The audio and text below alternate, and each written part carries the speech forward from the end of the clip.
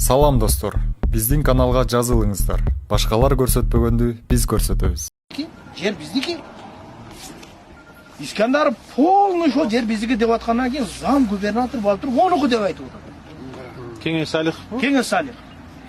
Мана азыр телефонун көтөрбөй губернатор экөө жолугуштан качат.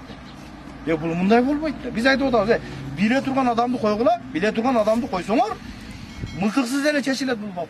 Эгерде мылтык боло турган болсо, мылтыктан не кылабыз? Айла жок. Туурабы? Мылтыктан не болду? Биз раз мындай Аксайды кеткенден кийин Лейлек Момин Аллах акбар Жергеталдын кепини кийебиз. Жергеталды мен билем. Целый район калды да анклавда. Жергетал тарыхый да документальный биздин жер экен. Жергеталда дагы биринчи Тажикстанда болгон гражданский согуш именно кыргыздар менен өзбектөргө болгон. Шо жердегини зарайна көчүп кетип атканда тажиктар үйүнү айткан экен. Мына кыргыздын үйү меники, мунуку депчи. Азыр шоктун башында шо бар. Не бар? Биз эч нерсени билбейбиз. Мен шого айттым, любой нерсеге даяр болойлу. Коңшулар менен биз тең ата сүйлөшөлү. Иш козгоду. Мен иш козгонуна коркпойм, вообще-чи. Туганда сиздер батырсыздар. Биз Лейлек мына шо Жакөрүктөн кийин көзүбүздү ачып. Биз айтып келдик. Акимге дагы мен айта турган сөзүм бар.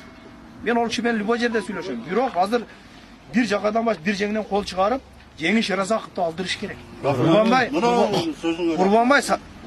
Курбанбай аканы алып келбесек иш чатак. Биз утулабыз, позиционный жерден утулуп калабыз биз. Кече мана мен сиздерге айтып коеюн. Лейлекте бизге аким отчет берди. Именно Лейлектин баягы жерлери боюнча.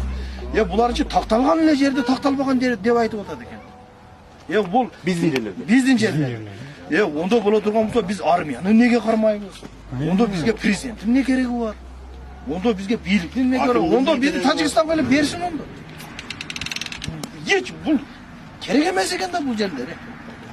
Биздин тең ата сүйлөшө албаса, башка кыла албаса, элдер айтып атат чемпион деп. Анан бир бүтүндөй бир 200 миң халкы бар. Эки районду, 1,5 районду ушинтип ушул кепиге койгонуга эми таң каласың да. Неге деген суроолор өтө көп. Неге деген суроолор өтө көп. Мына билебиз бул жогору жакта кимдин бизнеси бияка болуп атат, кимдики ояка болуп атат. Şu кеңештин, айылдык кеңештин депутаты болсок дагы барып до конца биз аяга чейин турабыз.